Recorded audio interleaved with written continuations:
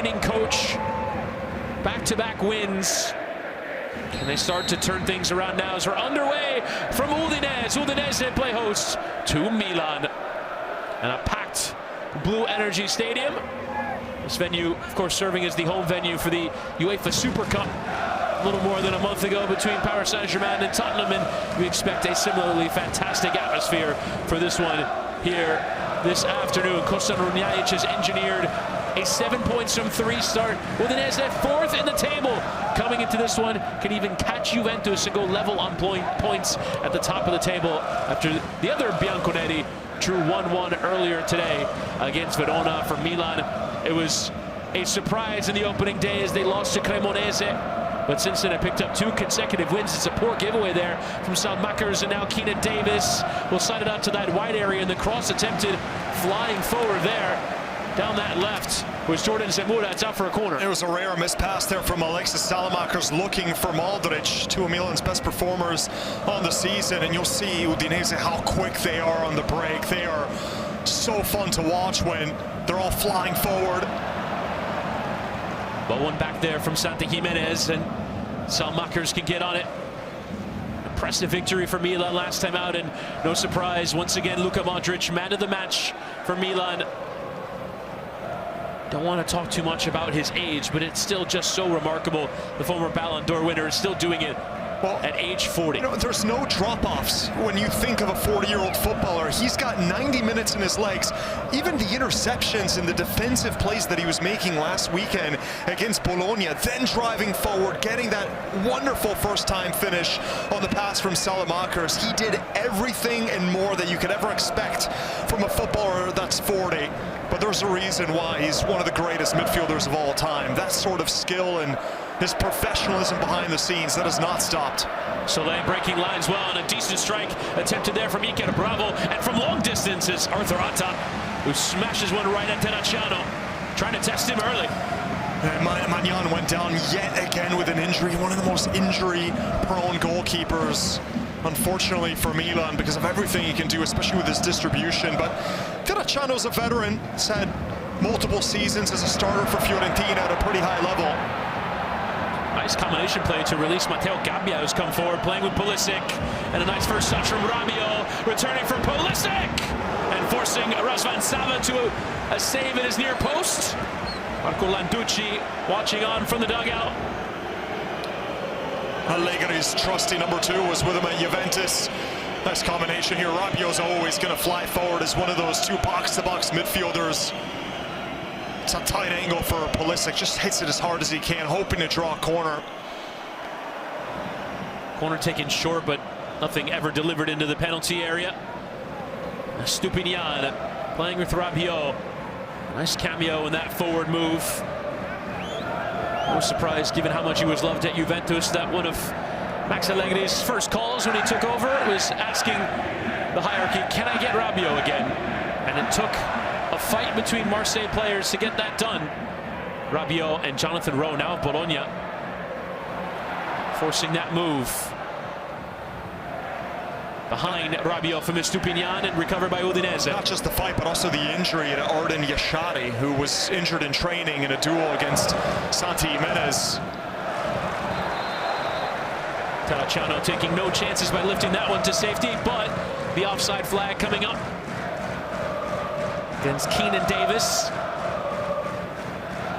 3rd season, but now really getting a run of starts. Only started 10 games last year for Udinese, but now seemingly the regular number 9 up front. It's a new attack for Udinese. Last season, Florian Thauvin and Lorenzo Luca were doing most of the damage.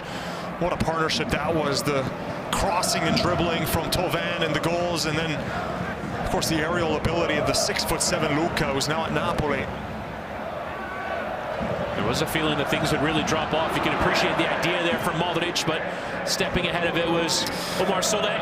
And Allegri, he always wants his strikers to be physically imposing and be able to back up into a defender. And you just see Santi Jimenez today maybe struggling against the 2 towers at the back, and Christensen and Soule, 6'6" and 6'5".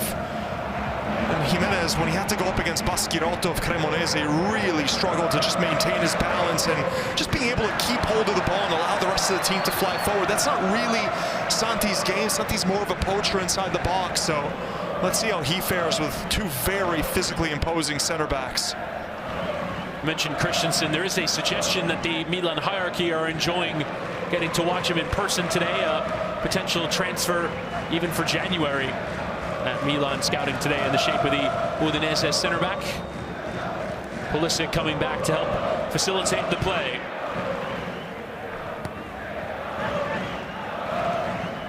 Modric. And Fikayo Tomori. Had quite the up and down career at Milan.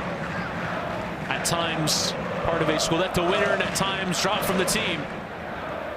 Now a regular for Allegri once more in this back three setup with Gabbia Pavlovic. Here's Estupinian. Marshalling it well into Rabiot and Pulisic, who has a bit of a free roll moving all over. Rabiot, and that's going to be given as a free kick for the challenge on Pulisic on his right leg. With one left in there. Crunching challenge from Thomas Christensen. Yeah, just won the MVP for the first month of the season for Udinese. And you're right, Milan have been looking at him. Obviously one of the plans in the summer was to reinforce this back line, which lost Malik Chow. They did add Conny de Winter.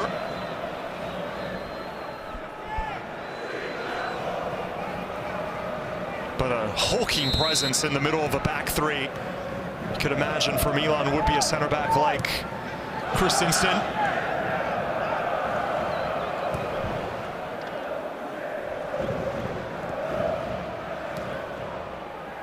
Alexis Selmakers. And here he is again, the player who's spent the last 2 seasons out on loan. Kept to play in this wing-back role. Nice flick on from Pulisic into Estupinian. Returning for Pulisic. Here's Pulisic with the block in, and now the offside flag will come up. It was Estupinian who had drifted off. That's good quick work though in the build-up. Quick touches the back heel from Pulisic, and you can clearly see Estupinian just rooted to a spot in an offside position. But again, we're seeing Pulisic in a bit of a different role from previous seasons where he was always a right winger at Milan. Now playing and floating around Santi Jimenez. So he's a little more central. Pulisic can show off that goal-scoring form where he's hit double digits in each season with Milan since coming over from Chelsea.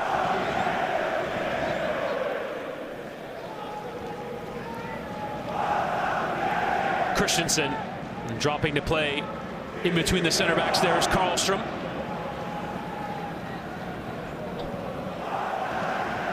Soler. Iker Bravo. Rabiot losing out in that midfield, and Udinese will play. For those watching a free preview of Udinese Milan on the Golasso Network, head to Paramount Plus right now to watch the rest of the match with us. Meanwhile, more Golasso Network right after the break. Hisabua measuring the cross, had plenty of time to do so, forcing the punch there from Terracciano. And Selmakers, neat bit of skill to open up the play. Hisabua won the ball, and Estupinian stopped.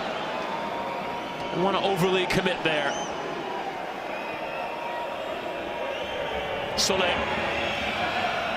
And the Frenchman once more.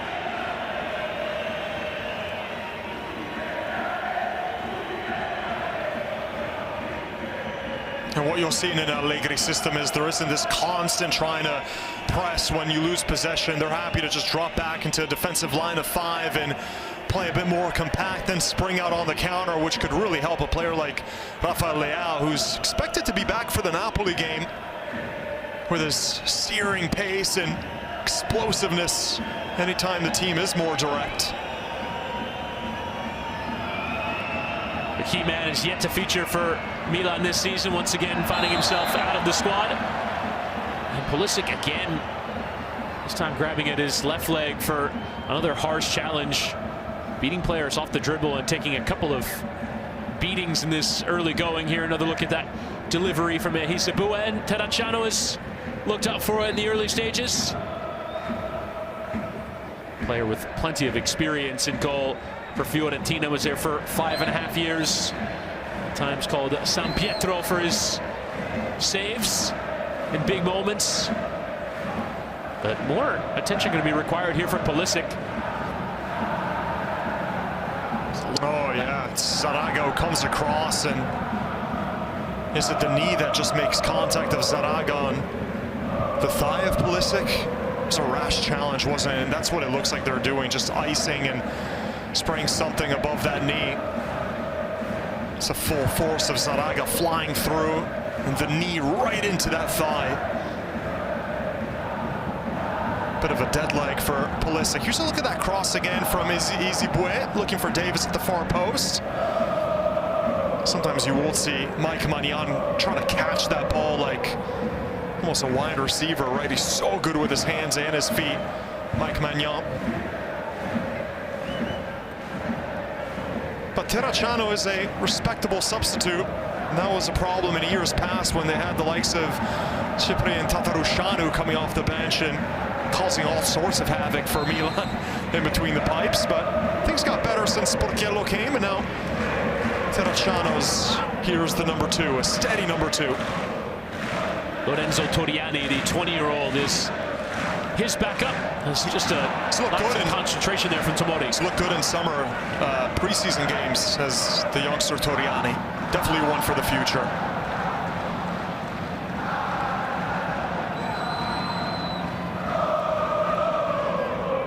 Zamora playing back here with Soleil. And now Christensen.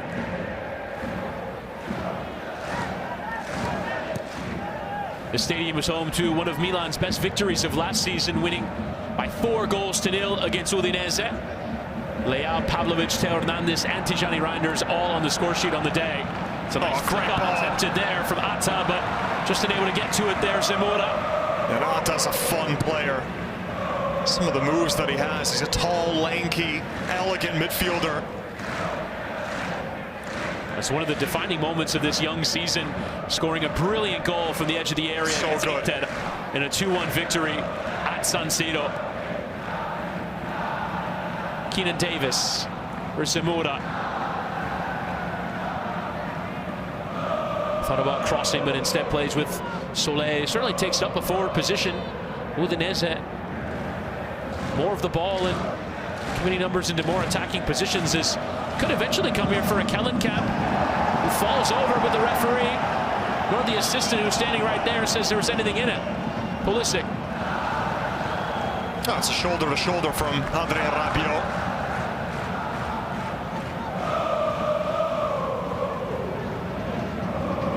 Allegri really rates Rabiot. Sees him as a midfielder that can do a bit of everything. And had a really good goal-scoring season. The last campaign at Marseille, 9 goals in 29 league games. It's a good ratio for a midfielder.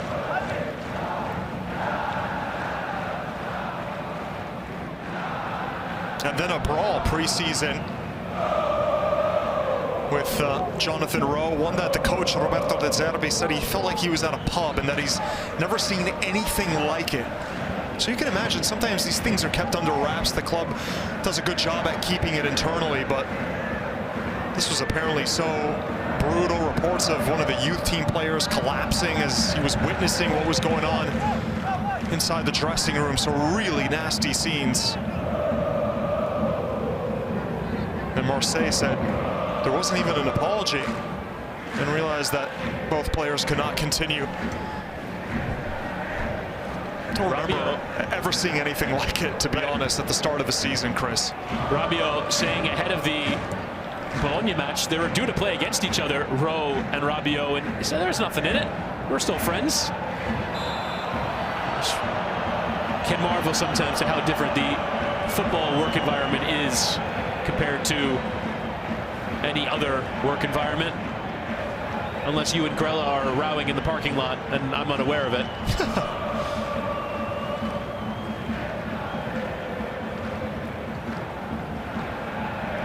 Another one left on Christian Pulisic, who's definitely been on the wrong end of quite a few challenges here today. And you wonder, at what point does the referee get involved? And it's one of the marks of this Udinese side under Runjajic. They're physical. That's concerning, that reaction from Pulisic. Frustrated, wants a bit more help from the referee. He's getting absolutely clobbered a few times that Milan have tried to get him in possession. And a noticeable limp now. And it's an experienced referee here in Doveri.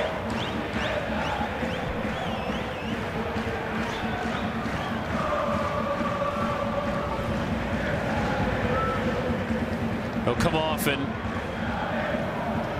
get even more treatment. One imagine a lengthy ice bath for Pulisic is coming after this one.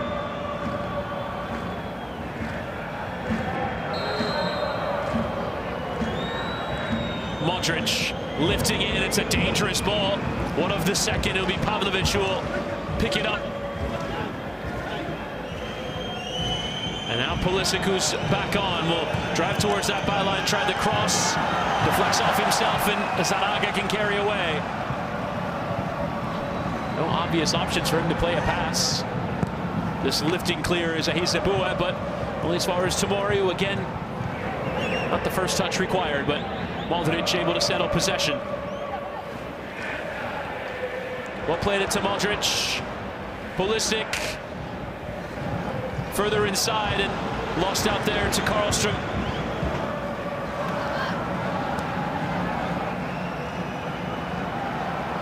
Davis. Well kept. And now Christensen, as Udinese can get going the other way. Rabiot with a fair bit of contact, but again it's clean. Adrien Rabiot. And Pulisic. Tons of movement from Pulisic. He's popping up in all sorts of positions, coming back to the midfield centrally. Salmakers. And Yusuf Fofana.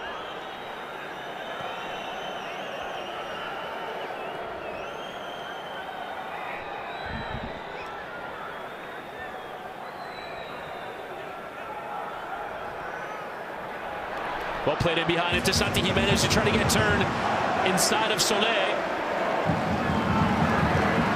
Well defended there by the Frenchman. That was a lovely paw from Pavlovic. Now Soler is a very good one-on-one defender.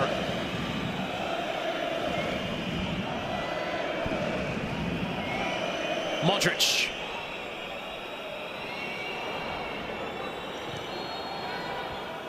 And again, a neat first touch to carry into the space. Plays with Estupinian. With Modric, every touch, even his first touch, is so smart. It's always to create a bit of separation with whoever's pressing him. The game comes so easy to Luka Modric. It's really remarkable. Even the simplest things, he always makes the right decision, starting from his first touch and the direction that he chooses to go in. What a player.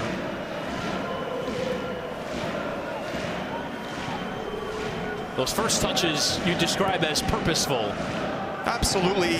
You're not just receiving the ball to control it. He is to do something with it immediately after it comes off. He has a UAV radar where he can see little beeps of where all the different players are from the opposition, and the first touch is always away from the closest marker, even if that player is coming from behind him. A stupid ball into Santi Jimenez! Denied by Sabah, and now Jimenez on the turn, playing to Pulisic. Oh, Santi Jimenez came so close to his first Milan goal this season. He has to put that one away. One-on-one shot straight to the goalkeeper. That's, you know, Milan have been putting these balls to Santi Jimenez on a golden platter with ribbon wrapping around them. There are such good passes to find him into space. And this goes back to the last few games, the one against Bologna. A striker of this level, who's an international level striker, who's played in the Champions League, these are the shots that you have to put away past the goalkeeper, or else you will not get these chances anymore, because you're not going to be starting for a club like Milan. And I think this is another one where just way too wasteful. I mean, look at this pass as well to him, perfectly into stride, one-on-one against Sava. And the shot, it's not even under the legs, it's a poor height, it's straight into the belly of the goalkeeper. Jimenez has to do better, and I think right now, Chris, given the goals, and if you go back and you watch all the goals he scored in his career, the finishing ability is there. I think it's a mental issue at this point. This guy knew that Milan were trying to get rid of him all summer long. He knows that probably his manager doesn't rate him much, that his time in the lineup is coming to an end soon with Christopher Nkunku working his way into form, so that has to affect you and your confidence and your self-belief. And credit the Milan fans, because when he was taken off last week, they were applauding him, even though Jimenez was wasteful once again in front of the goal. So I feel like even the fans know that this is a player that needs their support, that needs a bit of belief, and maybe those goals will start coming.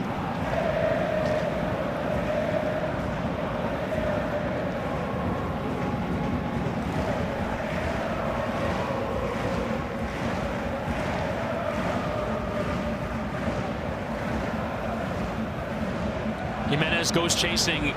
He's still involved. That very much you can give him credit for, but at this level, it's not really about your effort and your want to. That is a minimum requirement. It is about finishing off the chances. As you mentioned, he's had opportunities. His expected goals coming into the game is 1.8 compared to 0 scored. So if you're a striker that wasn't feeding on much, you can maybe say something in that respect, but he's had opportunities, just has not put them away. Fofana. Must give credit, though, to Estupinian for that pass. Oh, terrific. Seeing 2 really good passes from the defense, from Pavlovic, and then Estupinian there with a moment of brilliance, perfectly weighted pass in to spot the run of Jimenez. He did well against Bologna too. Estupinian, he hit the post on his weaker foot. Nice combination there into the area between Salmakers and Pulisic. Rabiot lifting in, headed away from Soleil. Rabiot and Noah was making a run in behind.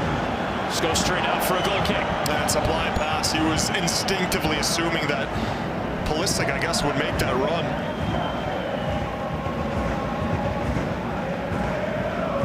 Another look at it here, first time as well. That is a tremendous pass for a playmaker, a trequartista, but for it to come from your wingback, Estupinian, that really was deserving of being an assist.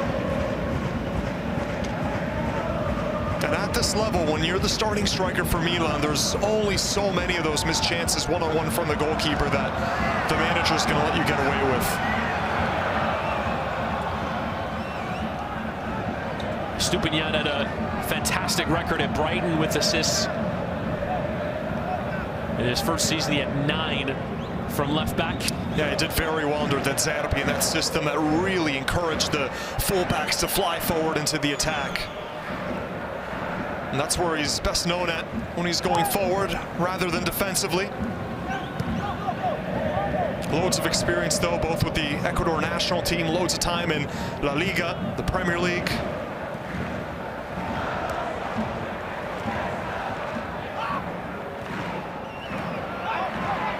Kellenkamp, or rather Karlström, coming through the middle. And he thought he had won his side a free kick, but it is indeed a throw into Udinese.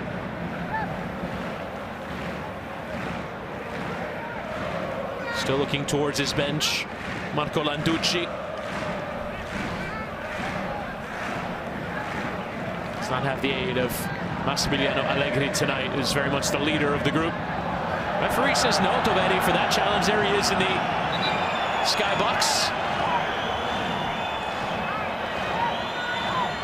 There are some managers, Luis Enrique leading the charge, that prefer this view, getting to see the game from higher up. PSG coaches started watching games in the first half from higher up and eventually moving down after that, as you see player holding his boot because he felt that there's enough of a challenge in it. There on Arthur Atta. Determined to be clean, but when Atta ends up without a right shoe, you wonder how exactly that could have happened.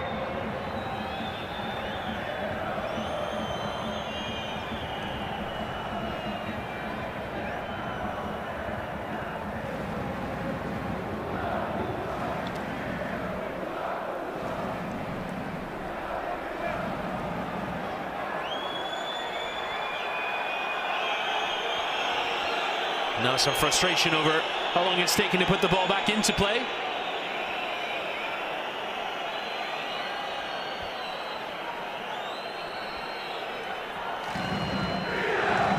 One imagines we'll see quite a few Croatia kits along the journey for Luka Modric around Serie A.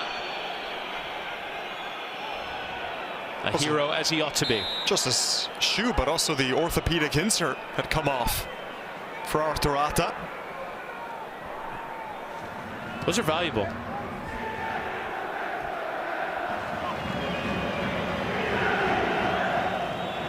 Here's Pulisic.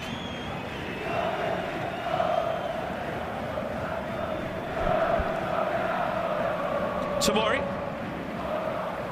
Both teams have had their spells of controlling the ball, but this man, Santiago Jimenez, the Mexican international, has had the best chance of the game as Atta is ready to come back on. Referee won't let him do so until it's the right time. And now the Frenchman returns to the game. Modric. Pavlovic. Stupinian carrying and playing with Christian Pulisic.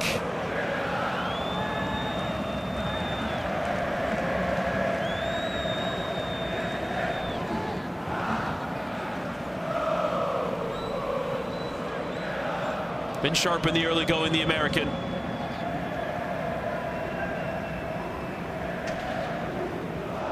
Here's Modric.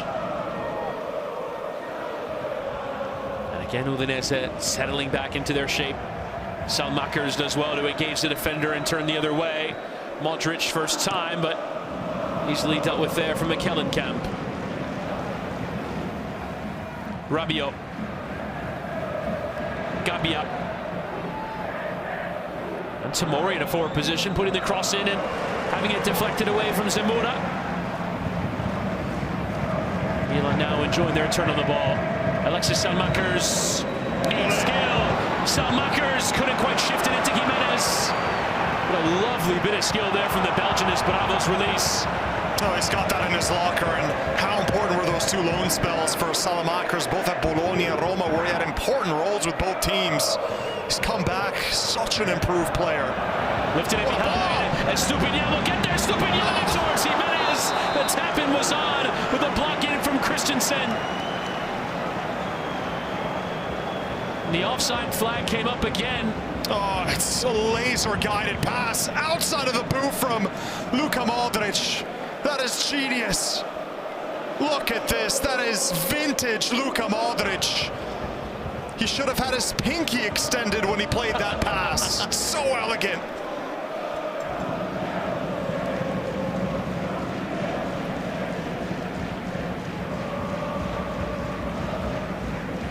Still so capable of being the game breaker.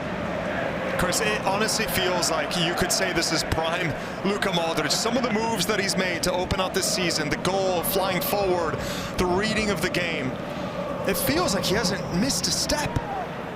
An ageless wonder.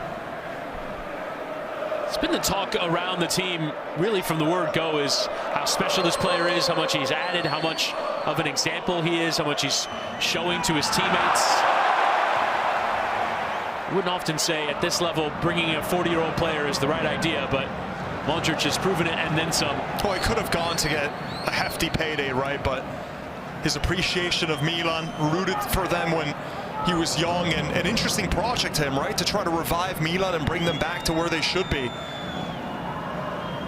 The turn there from Fofana, but behind Pulisic, Pavlovic will get to it. And gone forward and away from Hezebue. You're such a wordsmith, and even that last name is having a tough time flowing out of your mouth, Chris. Easy, boy.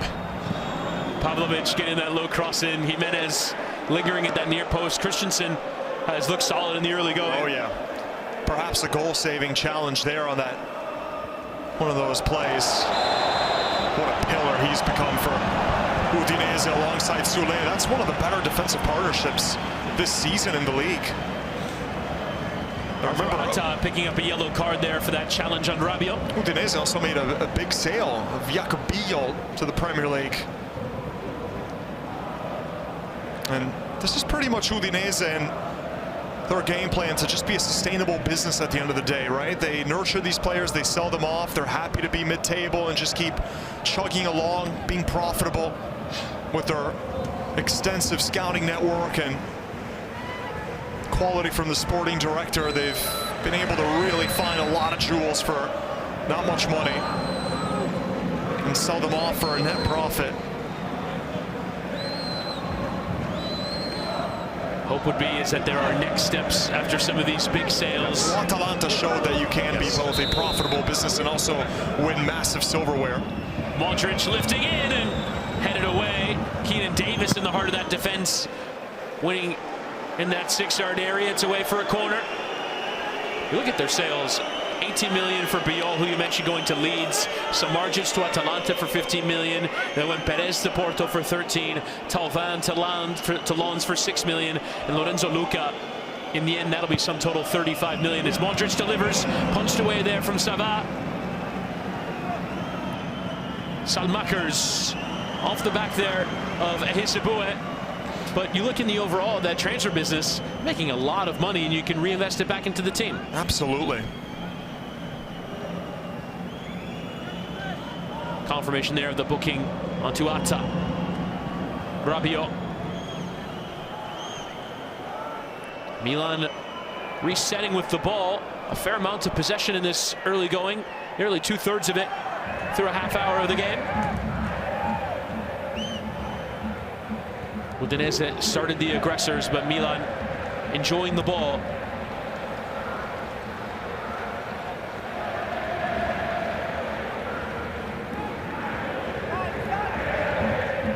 Stupinian nodding forward, playing into Pulisic. Charging here at Christensen. Pulisic's comeback. All dealt with in the middle by Karlstrom.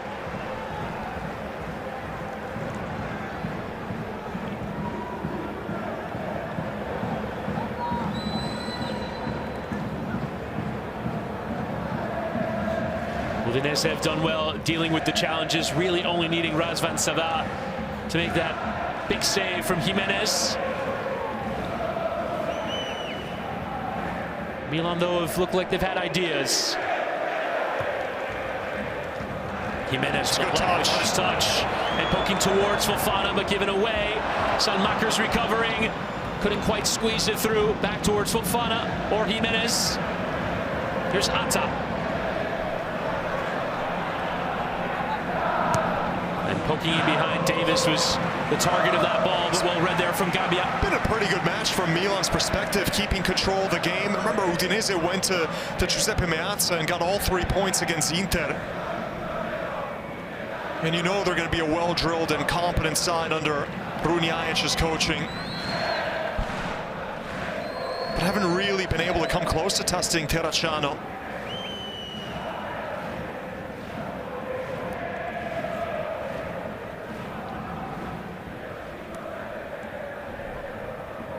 Udinese so far this season, you mentioned that win at Inter.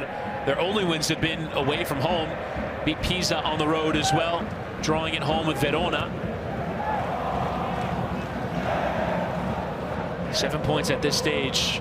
This is a side that think of themselves as being above a relegation battle, but want to make sure you consolidate your place in the division first before looking up the table. And Udinese, 7 points at this stage are almost a quarter to a fifth of the way there,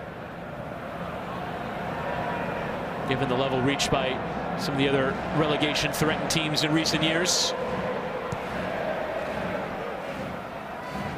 You can start to dream, is this the year they kick on and move out from mid-table and into maybe pushing for Europe? Be ambitious, but they've made it look possible early.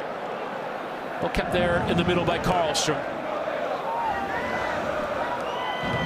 Now Hisebue. Kellenkamp. Atta coming across to help facilitate the play. Numbers buzzing around. Atta reading the play well, playing with Bravo, and first time in towards Arthur. It was a great ball stung in there from Zamora. Davis fighting well to keep that in on the byline, playing back for Iker Bravo in that penalty area. Bravo, Davis, and the offside flag coming up. Much better from Udinese, especially that close combination between Camp and Atta. Those are the two dynamic midfielders that can really cause you trouble when they're on the ball. And a dangerous ball that was whipped across that 6-yard box, just begging for that run at the far post. Jordan Zamora has done well to get forward a few times down that left side. And the end decision there was foul, but it was a very late whistle, allowing the play to finish out before eventually signaling for the foul against Keenan Davis there on Estupinian.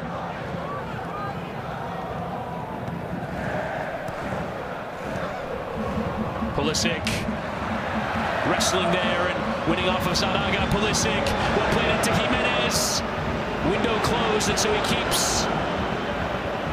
No one really there to help him. Is it off of Soleil last? Yeah, it's a good shot from Soleil. Didn't bite on that first fake from Jimenez. He's on his favorite left foot again. It's good movement and passing once again from Milan behind Jimenez, just putting him into decent situations inside the box, especially Pulisic in this more central role. There's a lot of quality balls being played forward from the Rossoneri.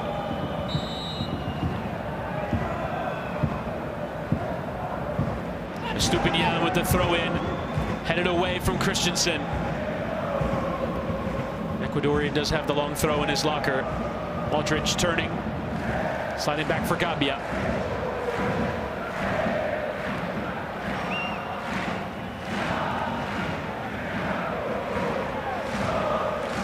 Play back for the Croatian legend there from Terracciano. Here's Rabiot.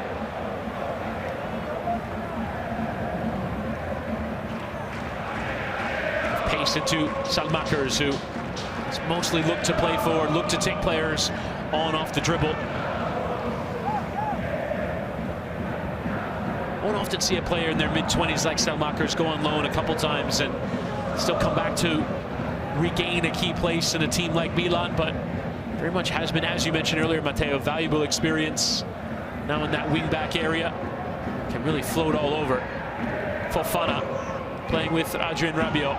And his French teammate, Youssouf Fofana. Pavlovic worked out wide, but behind the run there of Estupinian. Milan have been trying to solve the right wing back problem. Even after Davide Calabria, we saw them bringing in Emerson Royal, who was pretty much a disaster. Kyle Walker came in, nothing made of it really, especially in the twilight of his career. And it turns out the answer might have just been on loan for Milan and been part of Milan's team for many years now, and that's Alexis Salamakers. Another one that looked interesting was Jimenez, but some reports behind the scene that maybe not the most professional behavior that Allegri got annoyed by. And he was shipped off to the Premier League too, Alex Jimenez, talented player. It's at Bournemouth, right?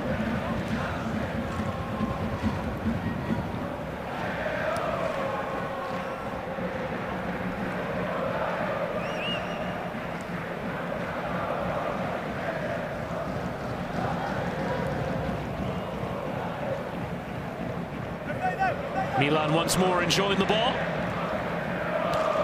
Udinese have looked solid. Talk from Runjajic before the game, the Udinese manager, was would he adhere to his principles or change? So, number one, first and foremost, we have to play with courage. Pulisic, Estupinian, first time, and it was Orkun Pulisic falls in! Christian Pulisic pouncing on the chance afforded to him from the save. A second goal of the season for Milan. And the Rossoneri lead away from home.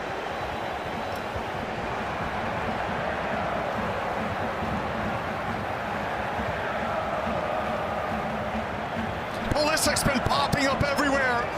Another Wonderful overlapping run here from Pervis Estupiñán, and that's the option Pulisic went with. And Estupiñán is going far post to try to find Santi. Christensen's trying to extend his foot to get any sort of touch on the ball, and completely scuffs this one. And that touch takes it straight into the path of Sava, who can't do anything about it. I mean, that is just a reaction save. He's in the right place at the right time. That's just all gone wrong for Christensen, who felt like he had to get a touch. It looked like that ball would have been covered anyway at the back post. But a bit of pinball in the box that led it to find the feet of Pulisic, and from there, there's no chance Captain America was gonna miss. Maybe not a star-spangled banger, but it counts all the same. Pulisic has been battered and bruised tonight, but he still was there to pounce and score for Milan.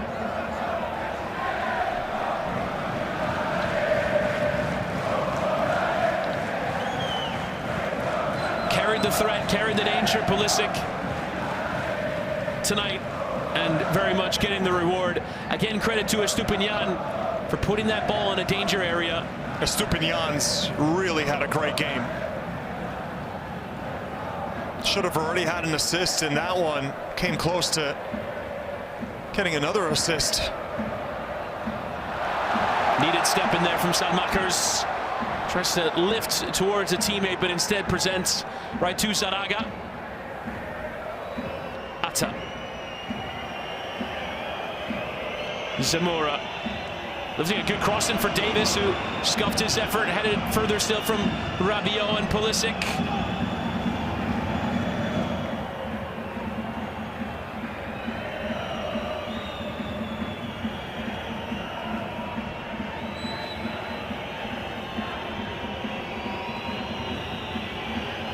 Karlstrom, Udinese now needing a response. Well read there from Modric. Santi Jimenez winning a free kick. Doing some more of that center forward work required.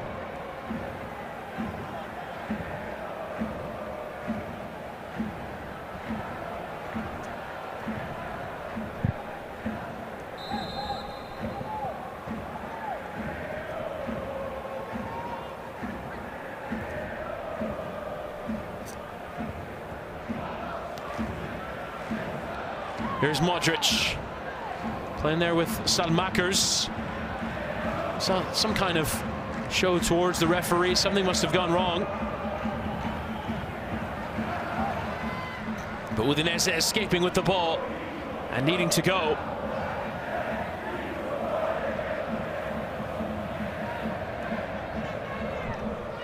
Found themselves behind early against Inter, but very quickly turned that lead around and were winning by halftime in the game against the Nerazzurri. And they find a quick goal here. Davis wrestling there with Pavlovic,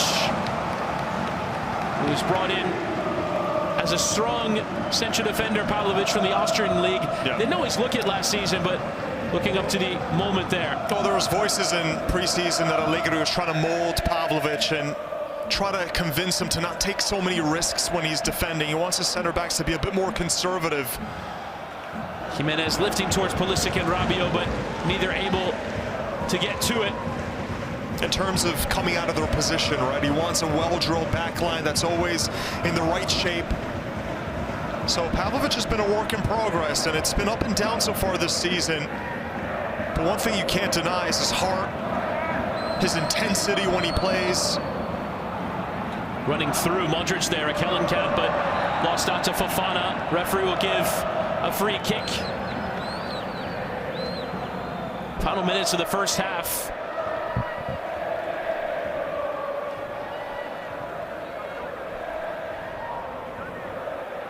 Karlstrom playing with Atta.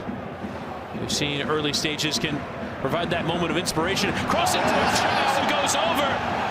Pavlovic was the closest to him. Referee waving away any penalty appeals, but Keenan Davis was close there to that cross-in from Zamora. Oh, we got our laws expert Christina Uncle on standby just for moments like this.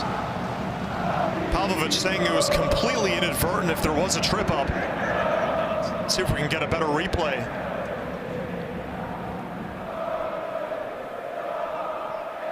Rabiot into Modric. Quite intriguing moment of the game. Davis is always going to put those runs into the box. Pavlovic. Terracciano.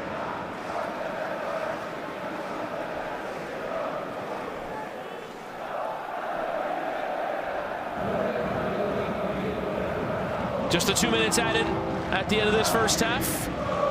No further examination of that incident with Davis.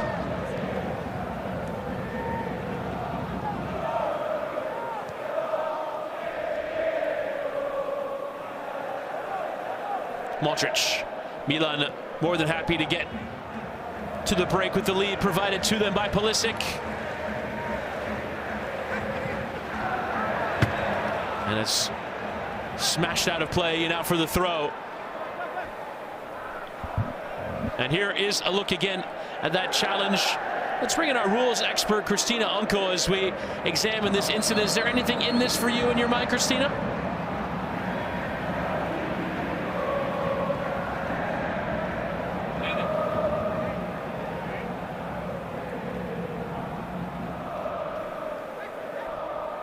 Having troubles there connecting with Christina. We'll get to her thoughts there in just a moment.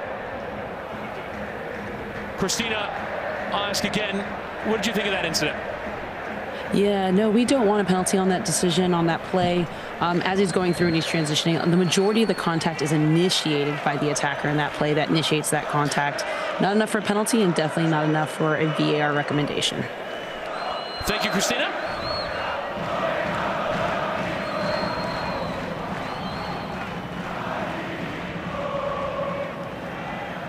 Final involvement of this first half will be a free kick here to Udinese. Atta or Zaraga will want it.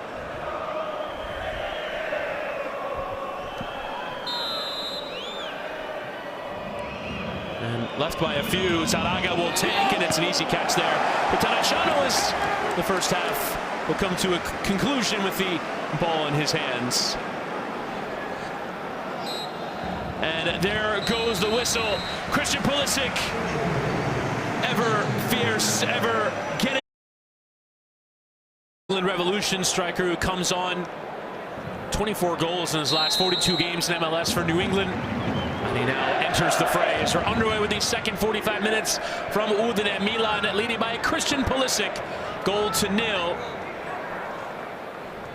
And now looking to lock down another clean sheet and another victory. Will be 3 consecutive of both for Milan should they be able to hang on to this result. And their first massive test in Serie A coming next weekend when they entertain Napoli at San Siro. Rabiot playing with Christian Pulisic, who was all over in that first half, getting involved, drawing fouls, creating chances. Pulisic slow to continue his run, and eventually Karlstrom's gonna have to play that. And Pulisic coming from behind to win it back. It's clean, it's Fofana!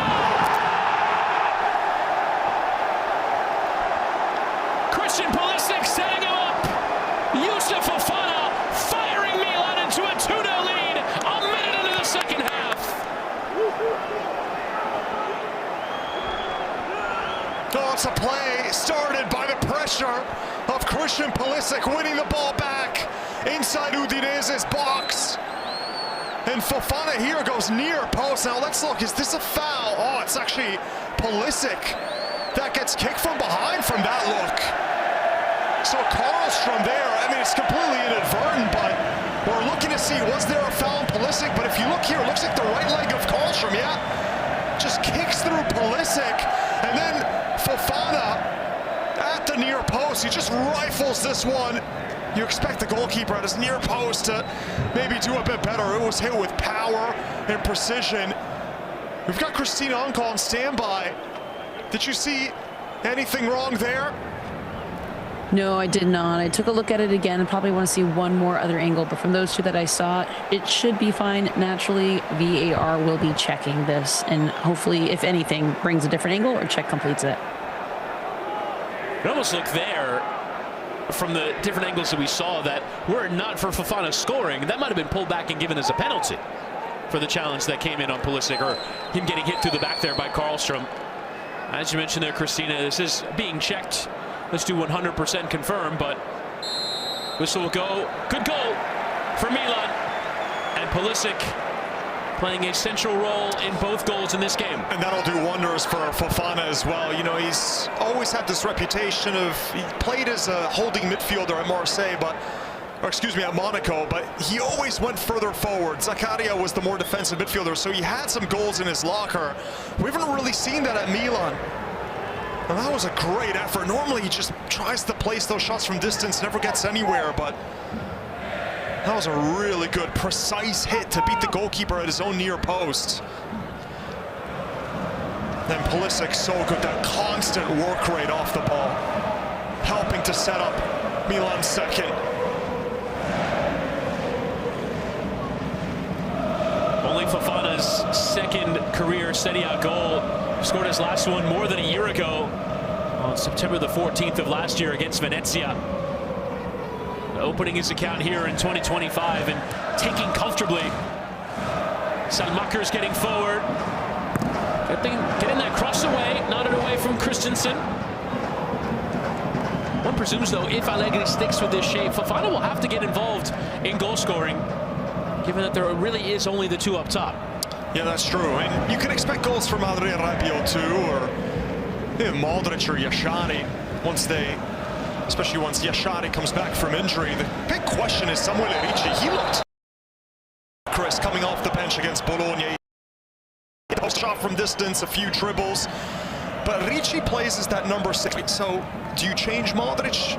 Allegri likes Modric right now playing as the center of that midfield trio. So there's definitely a lot of interesting issues for Allegri, not just in the personnel, but also the formation, right? Because on paper, 3-5-2 isn't necessarily what gets the best out of the attack. Leao's a left winger, Pulisic's been playing as a right winger, and then Christopher Nkunku, where does he figure in? Surely they didn't just pay 40 million for Nkunku when he's fully fit to sit on the bench. So very curious to see how Allegri handles this once Yashari comes back, once Nkunku is back to being fully fit.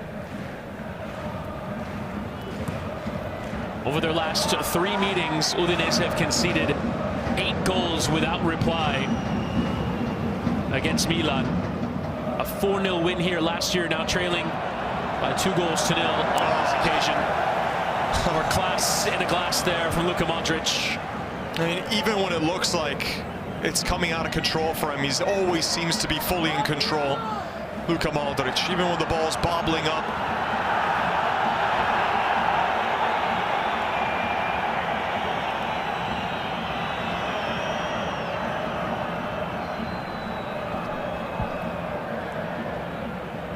Rabiot. Arthurata. And ball just lifted forward there from a Milan perspective.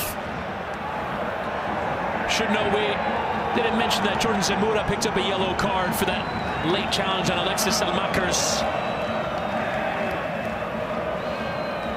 And just going back to last season, how poor Milan's defense was, not just under Paulo Fonseca, but even in the first halves of games under Conceição when he came in, they were always playing from behind.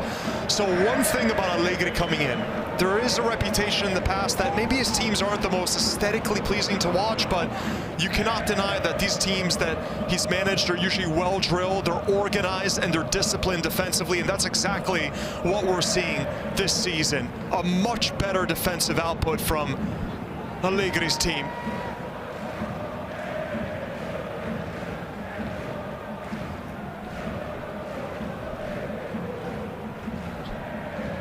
Pulisic sliding back to Terracciano. And Milan won't often defend with the ball under Allegri, but they're looking comfortable, keeping possession and continuing to play. In their current setup, Udinese will go pressing. Tomorrow, the lovely ball into Fofana. This is decent build-up here from the Rossoneri as Salmakers gets going. We'll play with Rabiot, and Jimenez will go central. Brilliant back-to-forward move. Rabiot into Pulisic! A talismanic performance from Christian Pulisic tonight. A starring role in every goal. Paying off a brilliant Milan move from back to front. That was gorgeous. Oh my goodness. It's 4 against 2. Rabiot with a little layoff for that wonderful run here from Pulisic. From this angle, he has no business scoring. Savas had a howler here. That should have never gone through the goalkeeper's hands, but Pulisic is not even thinking twice about it. He's playing so confidently after getting bruised and battered in the first half. He's been wonderful tonight from such an acute angle. That's twice that Pulisic has gone forward, has helped create a goal, and twice that Sava has been beaten at his near post, just recently from Fofana, and now this effort from Pulisic.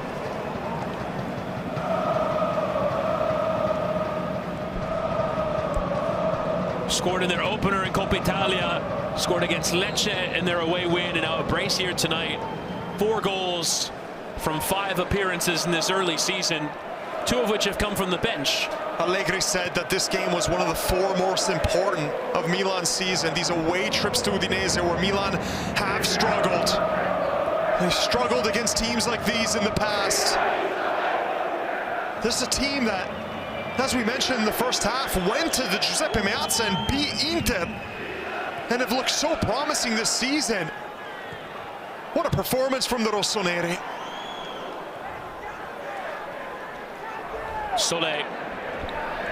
This is a lungo muso, in the words of Allegri.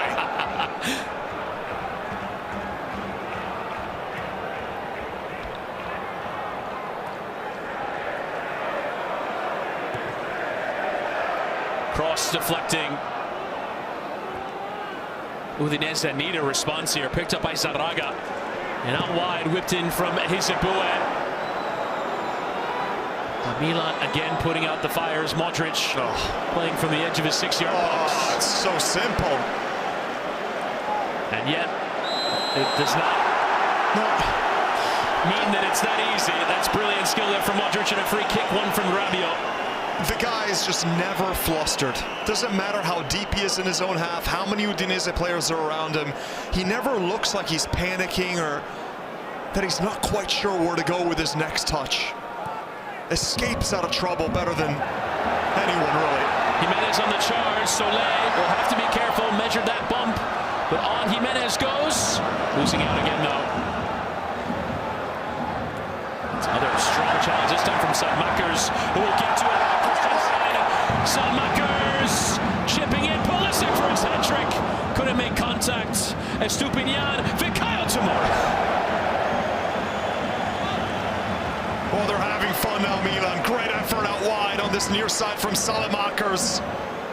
Giving everything just to make that sliding challenge, retain possession.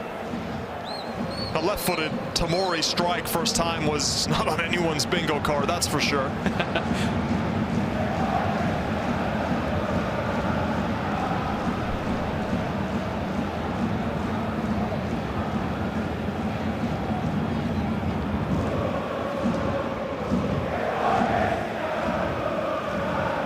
I think with a 1-0 lead at the break that Milan would sunk back into a shape and defended for long periods, but instead they have come out firing.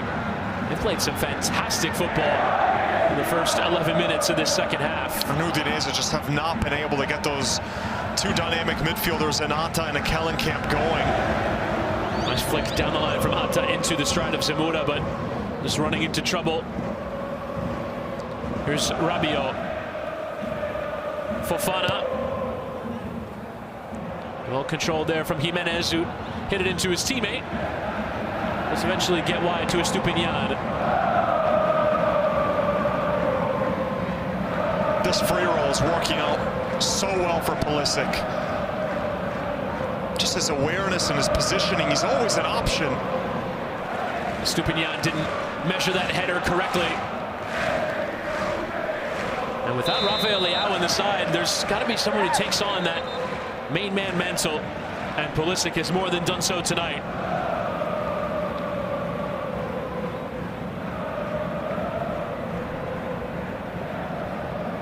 More substitutions, it would appear, coming soon. Not quite ready yet. You see Alessandro Zannoli getting ready to enter, along with Rui Modesto.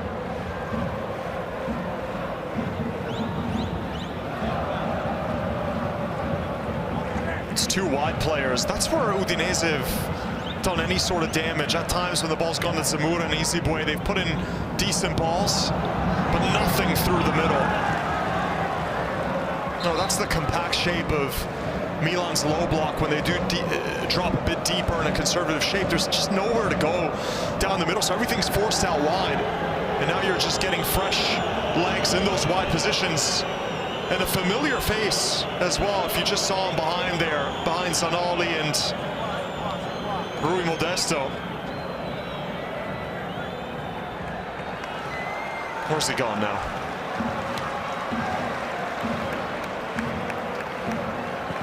I'm referring to Nicolo Zaniolo. Yeah, he is coming on.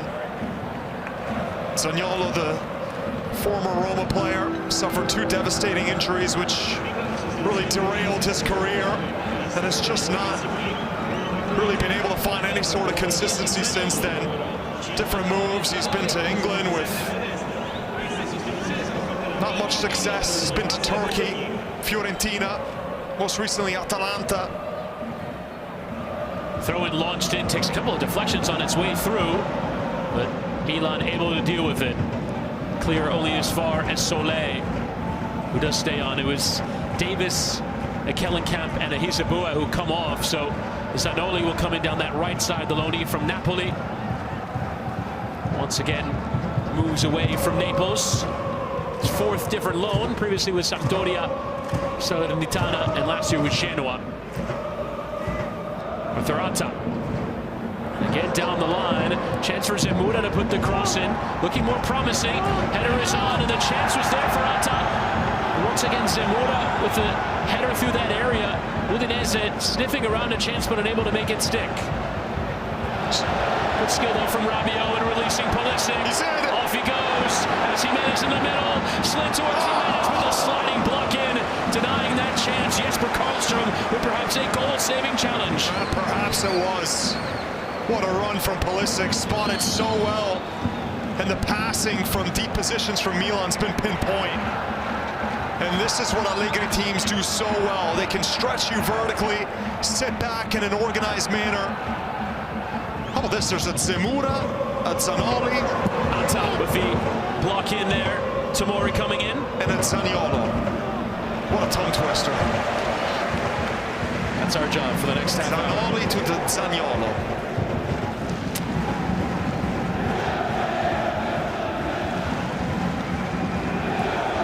Milan remain dangerous on the counter-attack. Start to watch these pieces come together over time. You know the training sessions will be intense during the week. Just such a luxury in the modern game to be able to have that work, have players well rested and well drilled. And it really starts to look like things will be coming together. Loftus-Cheek and Christopher Nkunku will be the first to enter off the bench. Allegri really rates Loftus-Cheek, likes the blend of physicality and technique. And Nkunku, as Allegri said when he joined, he's got about 30 minutes in his leg. You know, he missed so much time with injury at Chelsea the last few years, didn't have a full training camp, so that's exactly what he's getting tonight. Around 30 minutes. Ball lifted in towards Rui Modesto, but it does trickle away. A few touches last week, one of them looked very sharp. There was another one where the Monday morning papers were saying should have really been a penalty when he was clobbered from behind. That that's going to be like for like. A very different player, though, coming on in Christopher Nkunku. And Jimenez, sadly, his one-on-one chance wasn't able to get his goal. But the player coming on here, Nkunku, he is full of talent, Chris. An amazing season with Leipzig, over 30 goals, double-digit assists, world-class technical ability. And Loftus-Cheek will play just in behind him like he did last week against Bologna. Pulisic might have wanted to go chase his hat trick, but will leave with just the brace. Also scored a hat trick in club football since 2019 with Chelsea. That's brilliant there from Modric. My goodness. It's just so brilliant to watch sometimes. And that raking switch of play flawlessly into the stride of Selmakers. Lifting that cross in, header on from Loftus-Cheek. Going over, almost an instant impact from the Englishman off the bench. Looks up, Selmakers picks out the perfect run here at the near post. Look at this switch again. I mean, what more can you say about Modric? We've run out of adjectives already. It's only round 4 of the season. That's a great ball. Loftus-Cheek, 6'2", big physical presence, can do that as well, score in the air.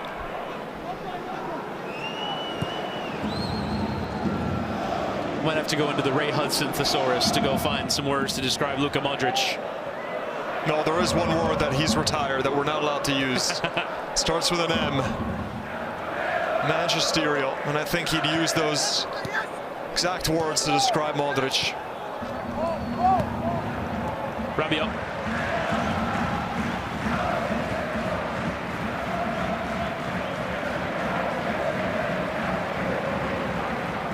Estupinian, Pavlovic making the run forward and getting onto it.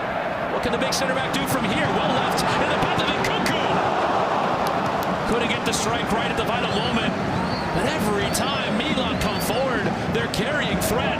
And it looks like when he took that strike, that was on his weaker left foot. Pavlovic again getting forward, played the role of creator a few times today. Looks like there was a big scuff in that pitch that just tore up right as he put his plant foot down. That's what he was looking at afterwards. Nkunku. Zanoli invited into the attack. His cross block there from Estupinian.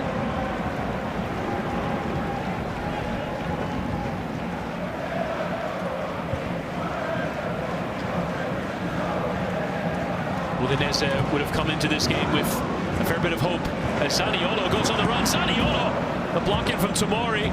Well played into the path of that cross in from Rui Modesto.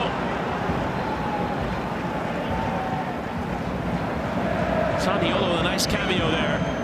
Here's Atta. That's a line from there from Tomori. No, Tomori, going back to last week, he's put in some shifts coming back into this lineup. For whatever reason, he wasn't first choice last season. It didn't seem like he saw eye to eye with the Portuguese managers. But it's only a few years ago that he was one of the best defenders in the league when he won the Scudetto, next to Pierre Kalulu.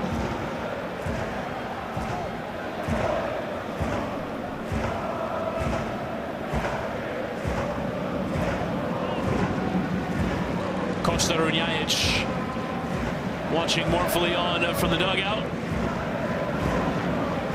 Not quite the evening's events he was hoping to watch from his position in the dugout. There's Loftus-Cheek. And Rabiot lifting down the line. Well floated ball to the path of Yusuf Fofana. Patient, lifting that cross, arriving at Estupinian, tries to volley it back centrally. You know, didn't quite catch it. You have to credit Allegri for the way Milan have come. This is a very difficult place to come play against a really well-drilled team. And they've put in such a, just to use the word professional, it's such a professional performance, right? Milan never felt like they were exposed at the back. I think they reacted to the moment. Sometimes they drop back and just sit back a little bit and absorb the pressure, but they've never allowed Udinese to play. And they've been entertaining too. It's Coney de Winter coming in, the center back that was bought to replace Malik Chow. Normally best in a back three on the right side, can also play fullback. And it looks like that's what he might do, coming in for Salamah.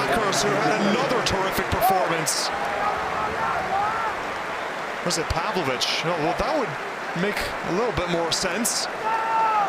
Oh, 2 changes. There we go. Ricci also coming in. So it is both Fofana and Pavlovic that make way. Samuel Ricci, who is getting a lot of credit, but struggling to find starting minutes. One imagines he'll find some against Lecce midweek. Yeah, we might go to Winter playing more on this right-hand side.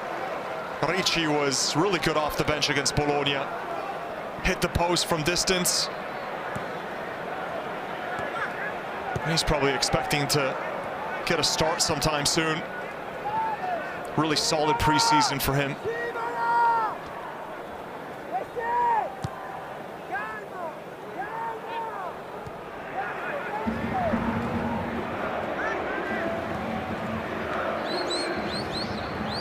Here's Soleil.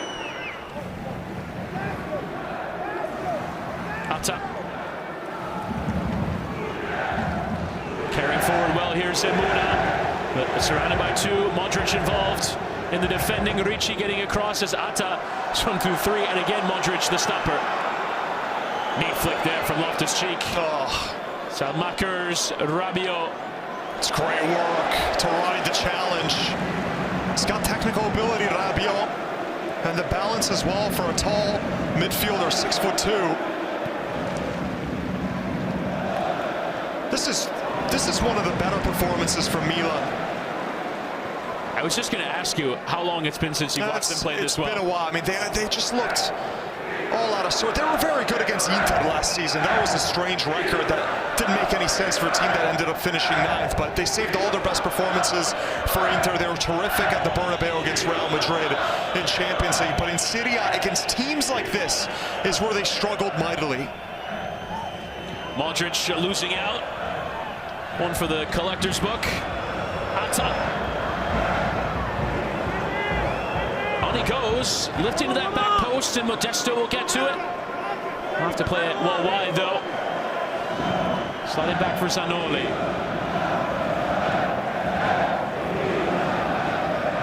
Udinese trying to get something going. Not a lot to be encouraged about as yet. Ball lifted in from Zaniolo and well beyond the path there of Zemura.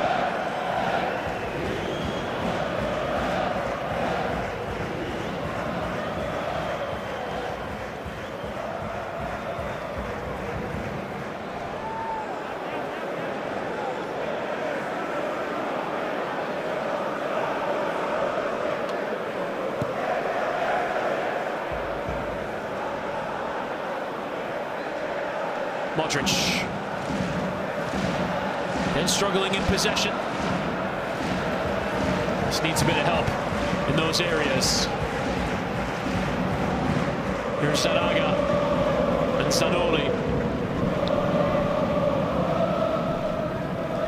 Udinese might have a chance over these final 20 minutes to grow into the game and get something going, but just as I say that, losing out there, Modesto to Rabiot. Spots are on there of Loftus-Cheek. It was a good idea, but sweeper keeper Sava out to deal with it. And even Rabiot's been playing with this sense of calmness in possession. Never looks hurried.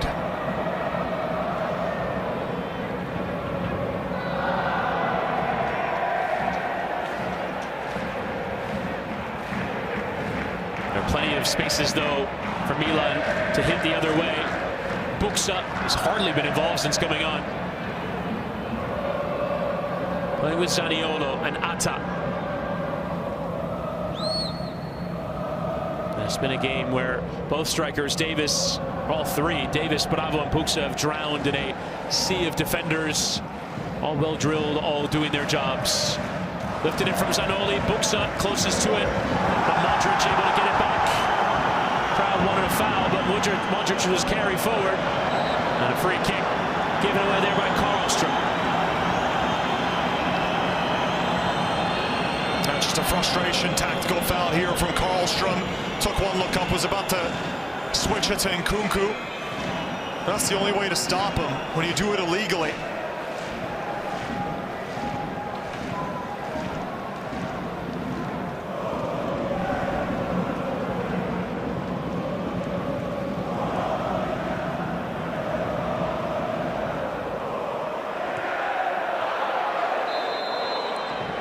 Estupiñán unable to keep that one in play as that just traversed that touchline on the far side.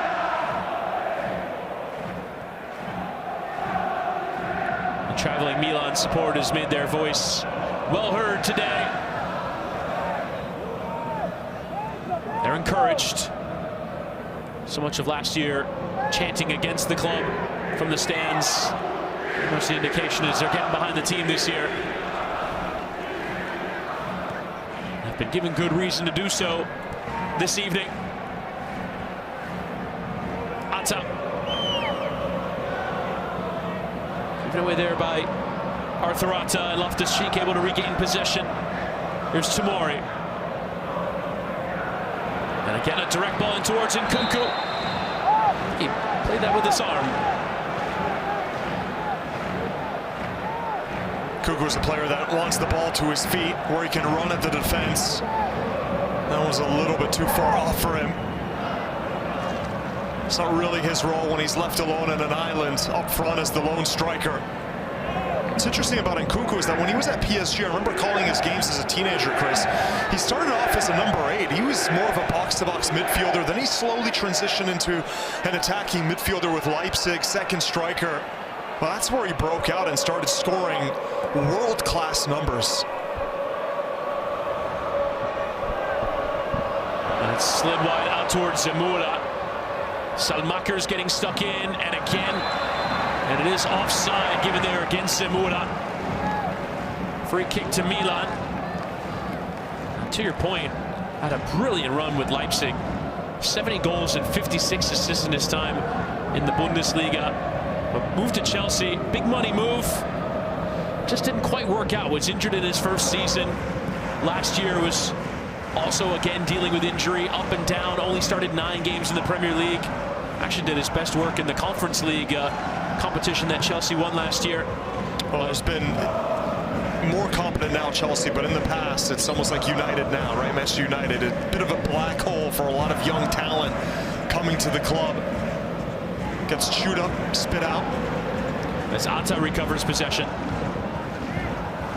And they also just bought so many players. In that same position too, different managers. It was hard for Nkunku to ever get a footing or any sort of consistency with the tactics, given the upheaval above him. As Atta at that time was offside. Flag came up against him.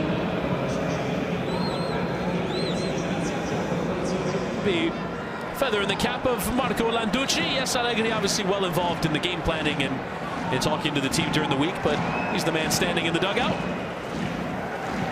Allegri suspended for his antics on the touchline against Bologna in their last match, in the midst of some controversial decisions, including one centering around that man, Christopher Nkunku.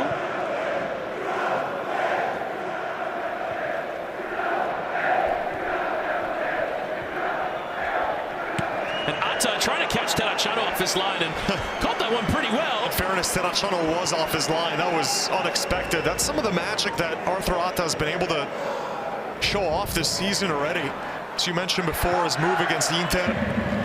But today, him and most of his teammates up front have been kept so quiet by Milan's organization and this newfound defensive know-how. That was one of the big concerns for Milan last season. Look at their figures under Paulo Fonseca in particular. Giving up way too many goals. The expected goals figure is incredibly high. Last year, under Fonseca, they averaged 1.8 expected goals conceded per game. So far this season, Milan are the best side in Europe, only giving away 0.23 expected goals per game. Tonight, that XG against figure is 0.16, so they're basically allowing a quarter of a chance at goal per game in Serie A. Put another way, been quite good defensively. Sanaga out wide.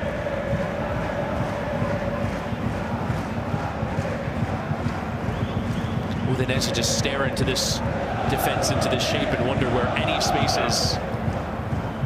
No, it's been nice to have a bit of positivity about Milan. You know, Milan fans watching on wherever you are in the United States, whether you're with your family right now, having an espresso, you've suffered a lot, probably in the last 15 years.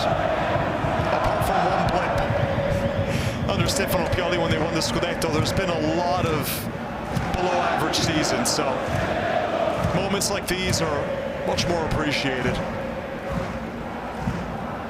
Zanaga crossing in off of De Winter, and Salmakers will make sure to get rid, but it's a poor ball, you must say. Won there by Buxa, away from Tomori.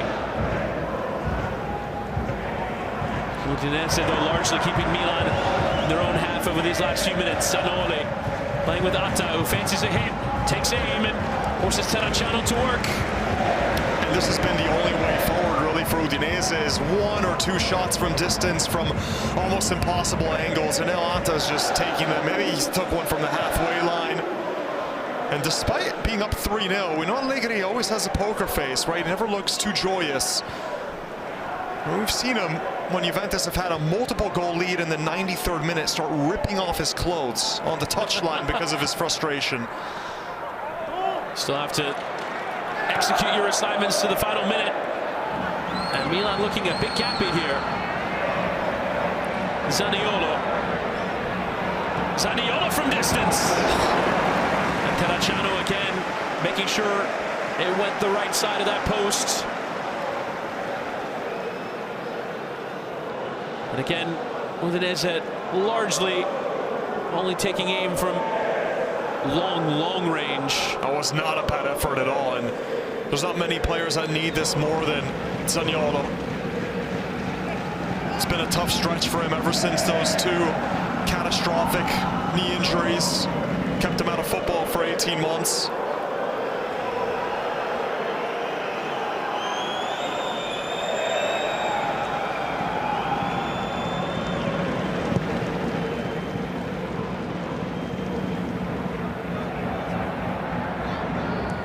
Salmakers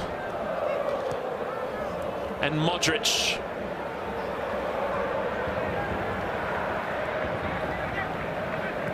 Also, what's the effect of having Modric in the team for the other players? Here's Ricci.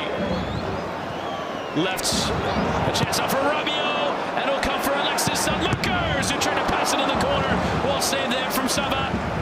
Oh, look at Salmakers. It's the 80th minute. You're up 3-0, and the way that he's sprinting to try to go to ground to win back these balls. The word is very simple, grinta, that he's shown. He's also shown the technical ability, but today the running off the ball from all these Milan players has been tremendous. Udinese trying to hit the other way. Gambia winning the header on the volley. Well struck as well from Soler, the center back, who had come forward. Soler's had a spectacular goal once or twice in his career, so why not have a go? It's the only way he could have taken it on the volley. But going the other way, I mean, whether it's the runs from Modric or Rabiot's box-to-box work, Salmakers doing a bit of everything. I think Rabiot's, it's like he's been at this team for years. Just the chemistry that he's instantly had with his teammates. And Modric is a big reason for this. The players are all elevated by Modric just being there next to him, and he deserves this break. He has 90 minutes in his legs, but there's no reason to risk it. He's instantly become Milan's most important player alongside Rafael Leao, and this is a debut for Atacame. Yeah, joined ahead of the season from Young Boys in Switzerland for over 10 million.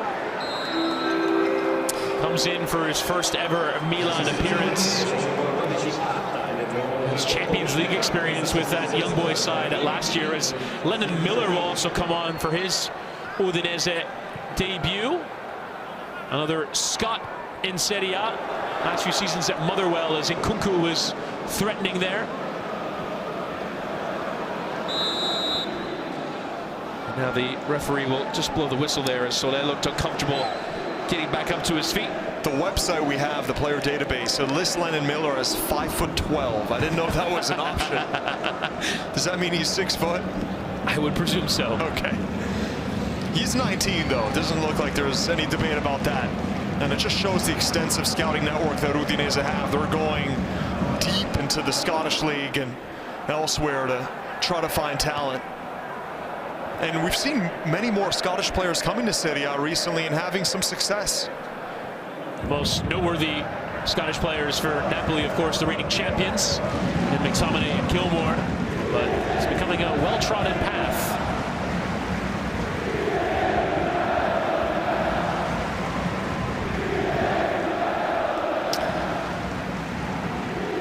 see what it can add. All 5'12" of him. At 18 plus 1 years old. Cross delivered, headed away from Estupinian. Zaraga. And Zanoli. And Zaniolo.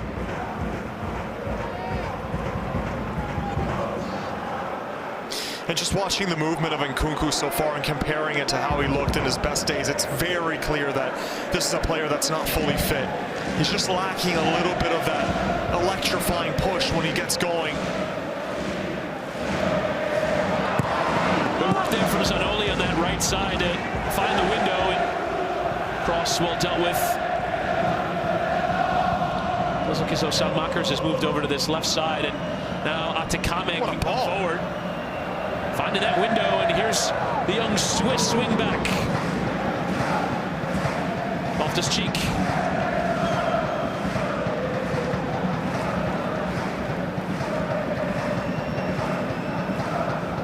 No chance for Ricci to go into the middle of the field. With Modric now on the bench. Atakame. Look at this again. Loftus-Cheek as Nkunku making the run. Loftus-Cheek in towards Nkunku, but well placed there was Christensen in the heart of that defense. Some of these combinations are just absolutely intoxicating for Milan. Such quick passing and vision. Rabiot, then Ricci. The run from Loftus-Cheek. It's been relentless. So good today from the Rossoneri.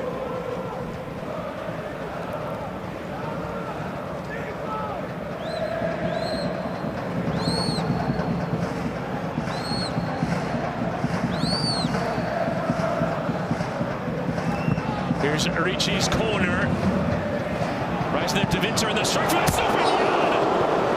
absolutely smashed that through traffic. Only just off target.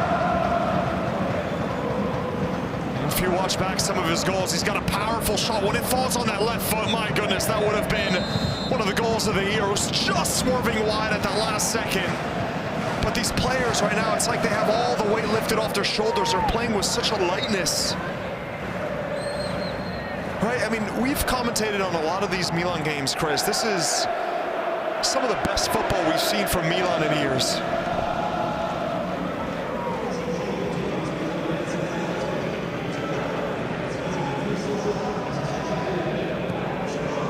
A dominant performance through 85 minutes.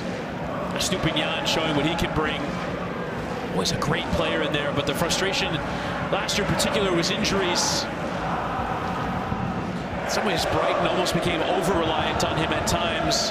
Have turned this year to Maxime de Kuiper, allowing Estupinian to head to the Rossoneri. And there was an outcry. The Brighton fans did not want to see Estupinian go. It was a very different response to when Emerson Royal was sold from Tottenham, which I think was a sign of things to come. Atakame with a nice ball down the line into Loftus-Cheek. And again driving, and still Loftus-Cheek slid across, and again Christensen had to deal with it. Well, two options there. The fresh legs on this near side, Atakame and Loftus-Cheek, are now really troubling some of the more tired legs of Udinese. Instant impact off the bench, Ricci and RLC. Rabiot, it's easy work there, but it's cleared right into Tomori.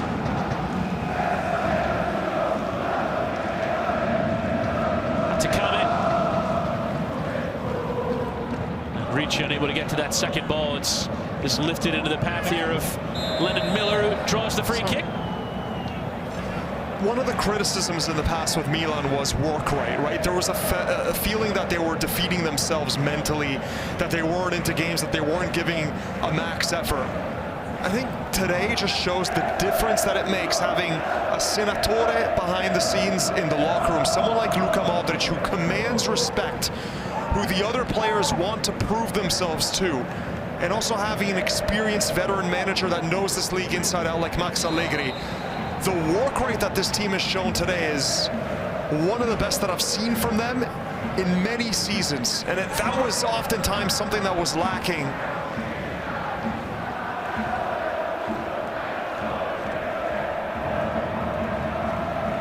Soleil.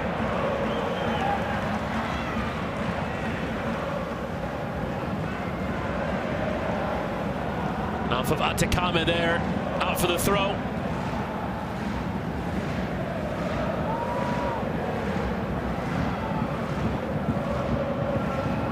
Christensen lifting a decent ball in. Lennon Miller won the header. And a good header on target. Scott has made a good impact since coming on.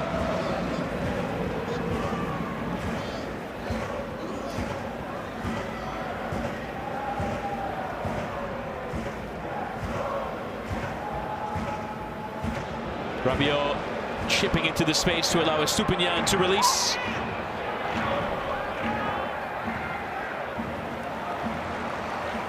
There's Atakame. He's gotten involved in the game since coming on.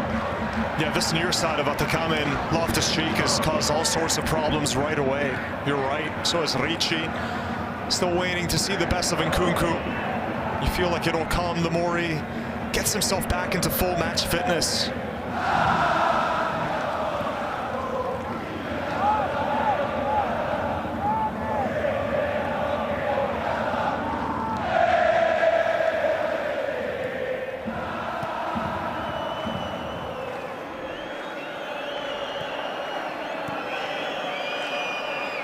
Tomori. Two massive games coming up in Serie A for Milan after this. Home with Napoli next Sunday, and then a trip to Juventus. An early measurement of their Scudetto credentials.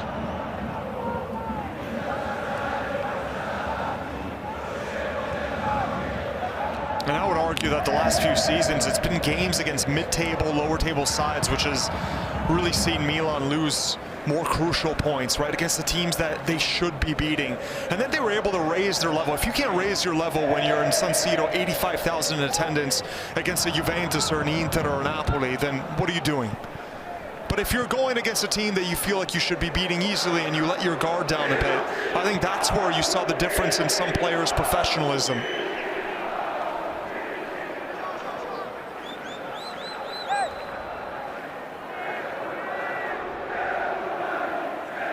Salmakers.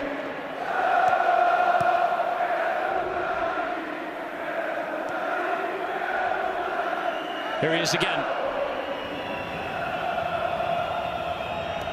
Just the 3 minutes added at the end of the 90 minutes. For Milan to see out the remainder, what has been a comprehensive victory. To Winter. Now Salmakers.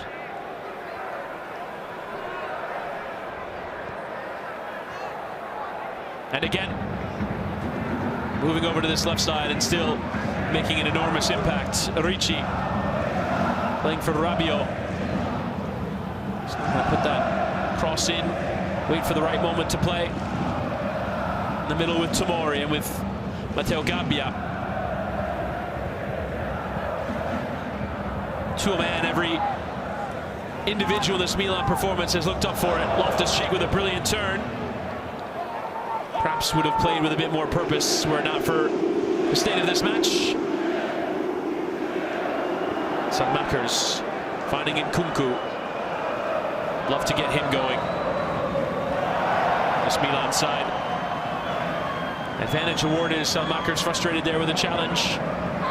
Helped on for Rabiot. Estupiñán returning for Rabiot, who sends it across that face of goal.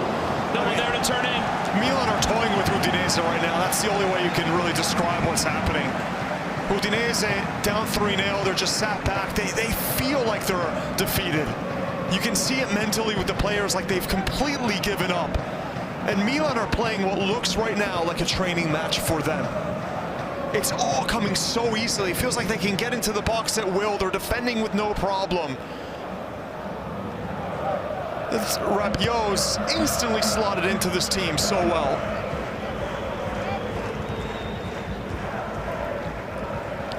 You know, there's so many compliments I think that you can give to this team that it's hard to just pinpoint one player. You'd say it's most of the team has been superb. Certainly on this night. Stronger tests to come. Yeah, tonight. Do you think it's an advantage to not have European football for this team to rebuild, to figure out what their identity is? Of course it is. I mean, it can't hurt. Look at what it did to Napoli. The year prior, they finished mid-table, and then they went on to win the Scudetto without European football. It's a big advantage to be able to reset. And it's a massive advantage for Luka Modric, too. He can play 90 minutes once a week. Every 3 days, it becomes way more tricky.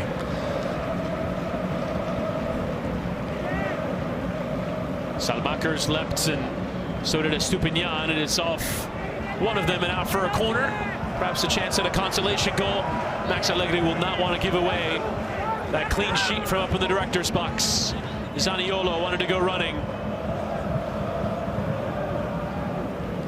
And still give it here to Miller, Lennon Miller.